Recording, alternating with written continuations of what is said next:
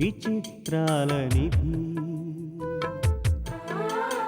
ఓ విధి విచిత్రాల నిధి వింత కథల సారథి ఆశ నిరాశల వారధి నిరంకుశ నిర్ణయాల నిర్దయవానిధి ఓ విధి విచిత్రాల నిధి ఓ విధి విచిత్రాల నిధి.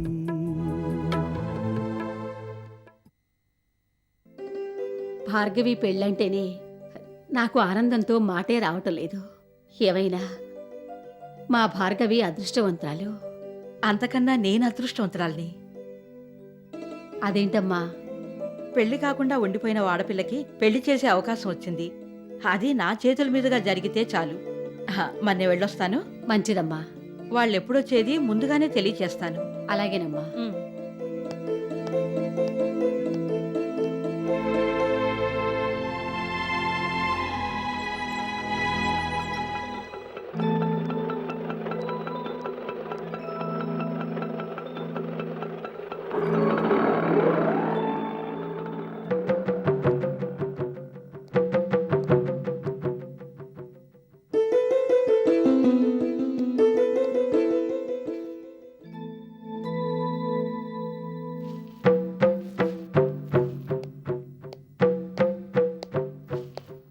ఆటోలో వచ్చింది ఎవరమ్మా? మన పాలిట దేవతే అనుకో. ఎవరో సక్కుబాయట. సమాజానికి సేవలు చేస్తూ ఉంటుందట. ముఖ్యంగా పెళ్ళిళ్ళు కాని ఆడపిల్లలకి తగిన సంబంధాలు చూసి పెళ్ళిళ్ళు చేస్తుందట. నీకు మంచి సంబంధం చూసింది. ఈ వారంలోనే పెళ్లి చూపులు. అన్నీ కుదిరితే వచ్చే వారమే పెళ్ళి. అందుకే అంటారు, కళ్యాణం వచ్చినా కక్కొచ్చినా ఆగదని. అదృష్టం వచ్చి తలుపు తట్టినట్టయింది. అసలు జరగదనుకున్న నీ పెళ్ళి ఇంత తొందరగా జరుగుతుందంటే ఈ ఆనందం పట్టలేకుండా ఉన్నాను.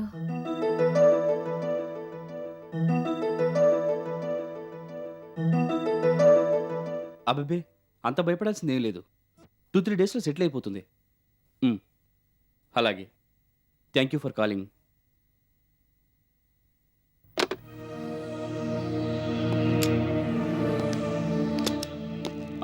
కాశీ, మన హీరోగాడు వచ్చాడా? హీరోనా? వాడేవాడు సార్?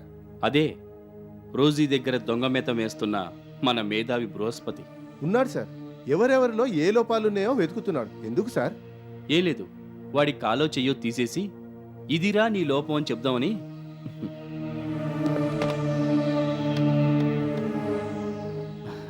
బృహస్పతి, ఒక్కసారి లోపలికి వస్తావా?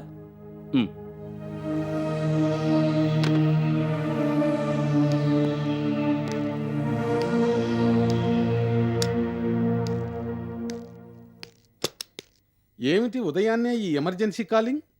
ఏం లేదు బృహస్పతి, ఎట్టకేలకి చిట్ట చివరికి మన ఇంట్లో 50 లక్షలు పెట్టిందెవరో తెలిసిపోయింది. నిజమా సార్? ఎంతో కాలంగా అమ్మగారు కాపాడుకుంటూ వస్తున్న ఈ కంపెనీ పరువు ప్రతిష్టల్ని, మేడం గారి వ్యక్తిగత గౌరవ మర్యాదల్ని భ్రష్టు పట్టించిన ఆ త్రాష్టుణ్ణి అంత తేలిగ్గా వదలకూడదు సార్. చంద్రుల్లోనైనా మచ్చుందేమో కానీ ఇంతవరకు మేడం గారి ఇండివిజువల్ కెరీర్లో కానీ బిజినెస్ కెరీర్లో కానీ ఏ మచ్చలేదు. అలాంటిది మన ఇంట్లో డబ్బు పెట్టి రైడ్ చేయిస్తాడా? పేపర్లో వేయించి మేడం గారి పరువు తీస్తాడా? ఇంత పని చేసిన ఆ రాస్కెల్ని, ఆ ఇడియట్ని, ఆ స్టూపిడ్ని, ఆ స్కౌండ్రల్ని మీరు క్షమించిన నేను క్షమించను sir. I can't spare him. I will see his end. Brihaspati, ఇంతవరకు నువ్వు మేధావని అనుకున్నాను. కానీ అమ్మ మీద నీకింత గౌరవం ఉందని, కుక్క కన్నా ఎక్కువగా విశ్వాసం, కృతజ్ఞత ఉన్నాయని నాకు తెలుసుమా? అంతా బాగానే ఉంది కానీ ఆ కుక్క అనే పద ప్రయోగంలోనే ఏదో లోపం ఉందనుకుంటాను. Okay, no problem. ఇన్నాళ్లుగా చేస్తున్నా మీకు బిజినెస్ మీద పట్టు దొరకలేదు. ఇంకా భాష మీద పట్టే ఉంటుందిలేండి. సర్లేండి, అవసరమైన విషయాలు వదిలేసి అనవసరమైన విషయాలు మాట్లాడటం మీకు అలవాటే కానీ డైరెక్ట్గా కమ్ టు ది పాయింట్. ఇంతకీ మన ఇంట్లో డబ్బు పెట్టి మేడం గారి పరువును మంట కలిపిన ఆ దొంగ రాసుకెళ్ళి ఎవరు? నువ్వే. మీరు బాపు గారి కన్నా మంచి జోకులు వేస్తారు సార్. అయినా డబ్బు పెట్టే అవసరం నాకేంటి? కూర్చున్న కొమ్మని అన్నం పెట్టిన చేతిని నరుక్కోవడానికి నేను మూర్ఖుని కాదు సార్. పాపం ఈ అపవాదం నుండి మేడం గారిని ఎలా బయటపడేయాలా, పోయిన పరువుని ఎలా నిలబెట్టాలని అనుక్షణం ఆలోచిస్తున్నాను. ఆ బాధతో కడుపు నిండా తిండి లేదు, కంటి మీద కునుకు లేదు. అలాంటి నన్ను అనుమానిస్తారా? మీరు నన్ను ఇంత అండర్ ఎస్టిమేట్ చేస్తారనుకోలేదు. I can't bear it. Brihaspati, ఇప్పటికే ఎక్కువైంది కానీ మర్యాదగా నిజం చెప్పు. ఆ డబ్బు నీకెవరిచ్చారు? అది తీసుకొచ్చి ఇంట్లో ఎందుకు పెట్టావు? It's too much. మరోసారి ఆ మాట అనకండి. అందరూ నిజమేననుకుంటారు. డబ్బు పెట్టాల్సిన అవసరం నాకేంటండి? నేను అసలే ముక్కుసూటి మనిషిని. ఏమైనా ఉంటే ముఖం మీదే తేల్చేసుకుంటాను కానీ వెనకాల గోతులు తవ్వను. It's against my principle. I'm sorry. ఏదేమైనా మీరు మరోసారి ఇలా గనక మాట్లాడితే మీ మీద పరువు నష్టం దావా వేస్తాను. అంత వద్దులే బృహస్పతి. బుద్ధి గడ్డి తిని నేనే ఈ పని చేశానని కోపేసుకో. నో, నాకేం తెలియదని చెప్తుంటే మళ్ళీ అదే మాట అంటారేంటి? చా, నిజంగా నీకు తెలీదా? ఎందుకు కానీ మరో మాట చెప్పు. ఏంటి చెప్పేది? వేళాకోళంగా ఉందా? ఆ డబ్బు సంగతి నాకు తెలీదు. That's all. కాశీ, మాటలతో పని అయ్యేలా లేదు కానీ ఒకసారి చూడు. ఏంటి? మర్యాదగా డబ్బు పెట్టానని ఒప్పుకుంటావా లేకపోతే చెయ్యి ఇలాగే విరిచేయమంటావా? ఆఫ్టర్ ఆల్ డ్రైవర్ గాడివి ఆఫీసర్ లెవెల్లో ఉన్న నా మీద చేయి చేసుకుంటావా? I can't tolerate. Man handling is a crime. ఆ విషయం నీకు తెలుసా? ఆ పాయింట్ మీద నిన్ను ఈ క్షణంలోనే అరెస్ట్ చేయించగలను. అరే చూప్, నీ లెవెల్ అంటే ఇప్పుడే తేల్చేస్తాను. కాశీ, వీడిలా చెప్పడు కానీ అసలు స్పాట్కి తీసుకెళ్దాం పద. ఎక్కడ చెప్పాలో అక్కడే చెప్పిద్దాం. నన్ను కొట్టి కిడ్నాప్ చేశారని కేసు పెట్టి ఇద్దరిని సెంట్రల్ జైల్లో పెట్టిస్తాను. జాగ్రత్త. అరే చూప్, ఎక్కువ మాట్లాడితే నిన్ను మర్డర్ చేసి నేను సెంట్రల్ జైల్లో కూర్చుంటాను.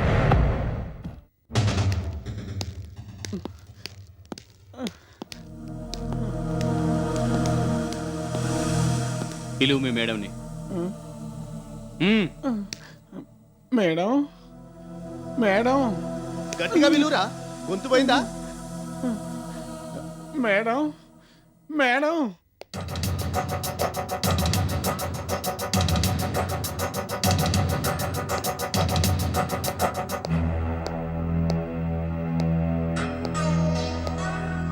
మేడం, ఎవరు నువ్వు? అదేంటి మేడం అలా అంటారు? నేను బృహస్పతిని. నువ్వేమన్నా ప్రపంచ మేధావా గుర్తుపెట్టుకోవడానికి? నా ఇంటికి పెద్ద పెద్ద ఆఫీసర్ల దగ్గర నుంచి అడుక్కు తినే వాళ్ళ వరకు వస్తుంటారు. ఎంతమంది నేను గుర్తుపెట్టుకుంటాను? అయినా అలగా జనాన్ని గుర్తుంచుకునే అలవాటు నాకు లేదు. నువ్వెందుకు వచ్చావు ఇక్కడికి? రైడింగ్లో పోయిన పరువుని నిలబెట్టమని కాళ్ళు పట్టుకుని అడగడానికి వచ్చావా? లేదు, రైడింగ్ చేయించింది ఎవరో తెలుసుకుని కాళ్ళు విరగ్గొడదామని వచ్చాను. పరువు చచ్చినా పౌరుషం ఇంకా మిగిలిందే. ఇంతకీ రైడింగ్ ఎవరు చేయించారో తెలిసిందా? ఎప్పుడో తెలుసు. ఆ విషయం మరోసారి కన్ఫర్మ్ చేసుకుందామని వచ్చాను. ఆ 50 లక్షలు నీవి. మా ఇంట్లో పెట్టించింది నువ్వు, రైడింగ్ చేయించింది నువ్వు. Very good. నిజానికి చేయించింది నేనేనైనా నువ్వు ఆ విషయాన్ని ప్రూవ్ చేయలేవు. కానీ మంచితనం మా ఇంటి పేరని, నీతి నిజాయితీ మా తోబుట్టువులని పెద్ద కబుర్లు చెప్తుందే మీ అమ్మ. మరి ఏ అకౌంట్ లేకుండా 50 లక్షలు ఎక్కడి నుంచి వచ్చాయి? ఎలా నిరూపిస్తుంది? ఇప్పుడు రైడింగ్ నేనే చేయించానని దుష్ప్రచారం చేసి మీ తప్పేమీ లేదని ప్రూవ్ చేసుకోవడానికి, పోయిన పరువు ప్రతిష్టలు రాబట్టుకోవడానికి తలలు బద్దలు కొట్టుకుంటున్నారు నువ్వు మీ అమ్మ. ఆమె రైట్? అవునవును, మొన్న ఫంక్షన్లో నువ్వేదో ఘనకార్యం చేసిన లెవెల్లో చలసాని గారికి వచ్చిన అవార్డుని అందుకోవడానికి వెళ్ళావుగా. స్టేజ్ మీదకి రానిచ్చి చీ పొమ్మని చెప్పుచ్చు కొట్టడి చెప్పి వెనక్కి పంపించారు. అది చాలేదా? ఒక్కరు కూడా నిన్ను సపోర్ట్ చేయలేదు. దాంతో తెలిసిందిగా నీకున్న పరువేంటో ప్రతిష్ట ఏమిటో. అయినా నీకు బుద్ధి రాలేదు. ఆ ఉక్రోషం భరించలేక మైండ్ బ్యాలెన్స్ తప్పి ఇలాంటి నీచమైన పని చేయించావు. అందుకని రౌడీజం గుండాయిజం చేద్దామని వచ్చావా? ఈ విషయంలో మా అమ్మ తప్పేమీ లేదని బయటికి తెలిసే వరకు ఏమైనా చేస్తాను. ఆ 50 లక్షలు నావేనని, రైడింగ్ నేనే చేయించానని తెలిసినా నువ్వేమీ చేయలేవు. నీకు వయసు పెరిగింది కానీ బుద్ధి పెరగలేదు. ఎంతసేపు అమ్మ బొమ్మ అని అమ్మ కొంగు పట్టుకుని తిరగడం తప్ప నీకేం తెలుసు చెప్పు? నువ్వు పెద్ద ఫూల్ అని ఇక్కడికొచ్చి మరోసారి ప్రూవ్ చేసుకున్నావు. Rosie, hold your tongue. BP పెంచుకుని హార్ట్అటాక్ తెచ్చుకోకు. బీడీ చచ్చిందని ఏడాది పాటు వాయిదా పడిన మీ అమ్మ ముసలి పెళ్లి నీ చావుతో మరో ఏడాది వాయిదా పడుతుంది. మీరిందులో నన్ను ఇరికిస్తారని ముందుగానే నా 50 లక్షలు పోయినట్టు పోలీస్ కంప్లైంట్ ఇచ్చాను.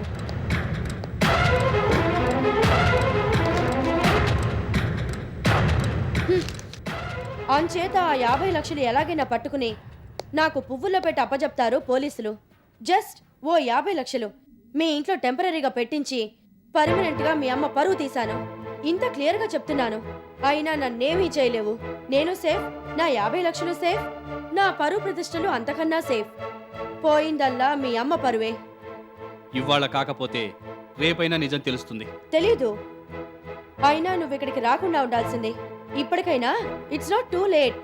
అడుగు తినేవాళ్లాగా ఇంటింటికి వెళ్ళి మా అమ్మ పరువు పోయింది, రోజీ ఈ పని చేసిందని చెప్పుకుంటూ తిరుగు. కొంతైనా పరువు దక్కుతుందేమో.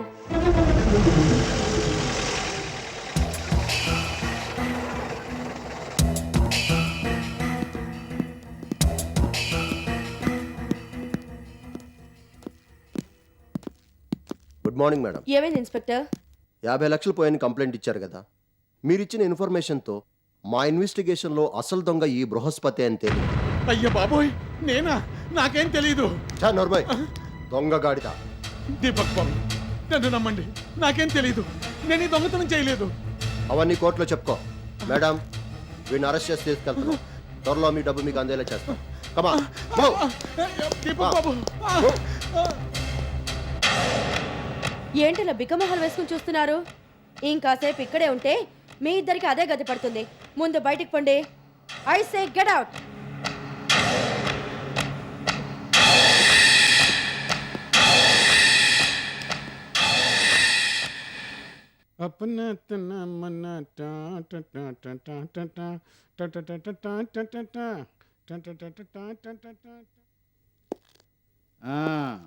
ఏమంటాడ్రా? ఏం లేదు సార్, రోజీ గారింట్లో 50 లక్షలను ఓ సూట్ కేసు పోయింది సార్. అలాగే లక్ష్మీదేవి గారింట్లో ఇన్కమ్ ట్యాక్స్ వాళ్ళు ఒక సూట్ కేసు పట్టుకుపోయారు సార్. అంటే రోజీ గారింట్లో సూట్ కేసు వీడే నొక్కేసి ఉంటారు సార్.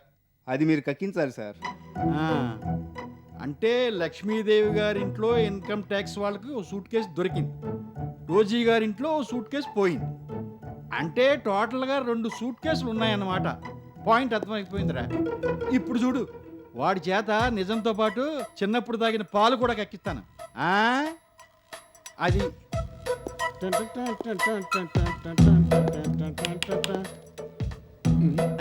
ఇప్పుడు చెప్పు చిట్టి, నీ పేరేంట్రా? బృహస్పతి సార్. చా, నీ ఫేస్ ఏమో అంత నీచంగా ఉంది, పేరేంట్రా అంత పవర్ఫుల్ గా ఉంది?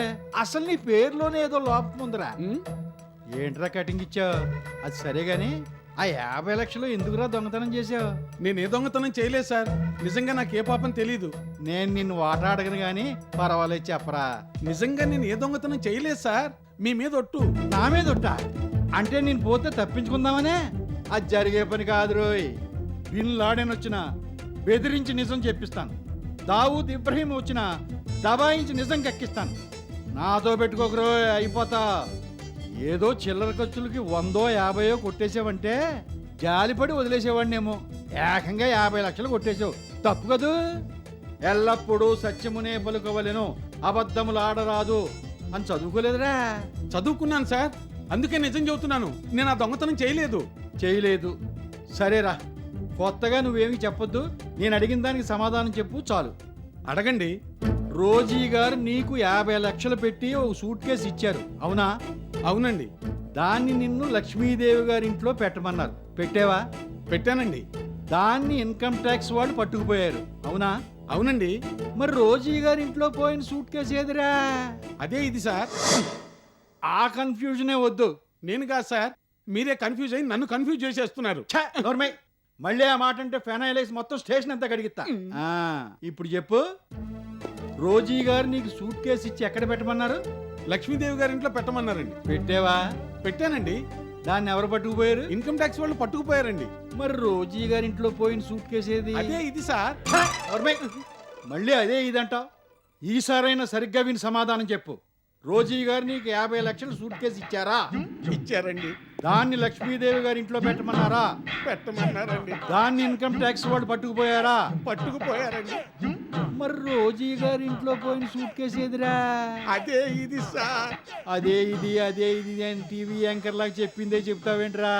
నా పేషెన్సీ పోతుంది రోయ్. ఇప్పటికైనా నిజం చెప్పరా, లేకపోతే చంపేతాను రోయ్. లాస్ట్ అండ్ ఫైనల్ మొదటిసారి అడుగుతున్నాను.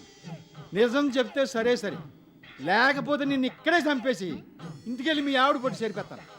ఒరే కూర్చోరా, కూర్చో. రోజీ గారు నీకు 50 లక్షలు సూట్ కేసు ఇచ్చారా? ఇచ్చారండి. దాన్ని లక్ష్మీదేవి గారి ఇంట్లో పెట్టమన్నారా? పెట్టమన్నారండి. దాన్ని ఇన్కమ్ ట్యాక్స్ వాళ్ళు పట్టుకుపోయారా? పట్టుకుపోయారండి. మరి రోజీ గారి ఇంట్లో సూట్ కేసు ఎదురా? అదే ఇది సార్.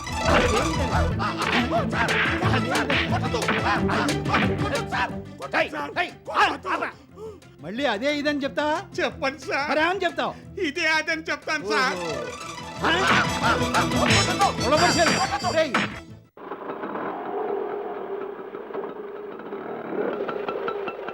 ఇదే ఇల్లు, రండి.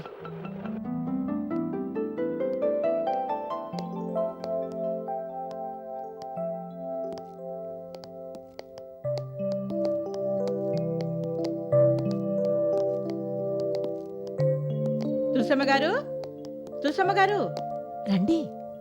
రా సక్కుబాయ్, మీరొస్తారనే చూస్తున్నాను. రండమ్మా, కూర్చోండి. కూర్చోండమ్మా. కూర్చో బాబు. ఈవిడ పేరు సతీసుమతి. నమస్కారం అమ్మా. నమస్తే. ఆవిడ ఎదురుగా పొగడకూడదు గాని పేరులోనే ఉంది ఆవిడ మంచితనం అంతా. ఉదయాన్నే పూజ చేసి తీర్థప్రసాదాలు పుచ్చుకుంటేనే గాని ఏ పని ముట్టుకోరు. ఇంట్లో అంతా నియమో నిష్ట, ఆచారాలు, వ్యవహారాలు, పండగలు, పబ్బాలు అన్నీ సాంప్రదాయబద్ధంగా ఉంటాయి. ఇవన్నీ అలా ఉంచండి. ఎవరైనా కష్టాల్లో ఉంటే చూడలేరు. వెంటనే వెళ్ళి ఆవిడికి చేతనైన సహాయం చేసి వస్తే గాని నిద్రపోరు.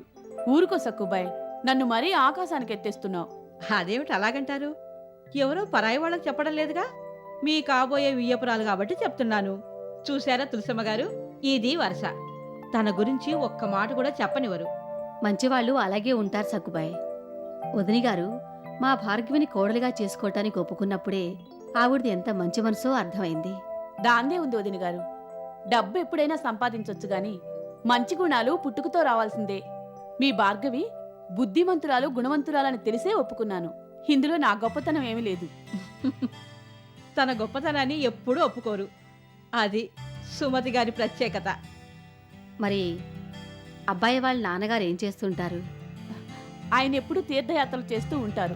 అందులోనే ఆయనకు మనశ్శాంతి ఉందంటారు. ఇదిగో ఈ అబ్బాయే పెళ్లి కొడుకు. పేరు పుణ్యమూర్తి. నమస్కారం అండి.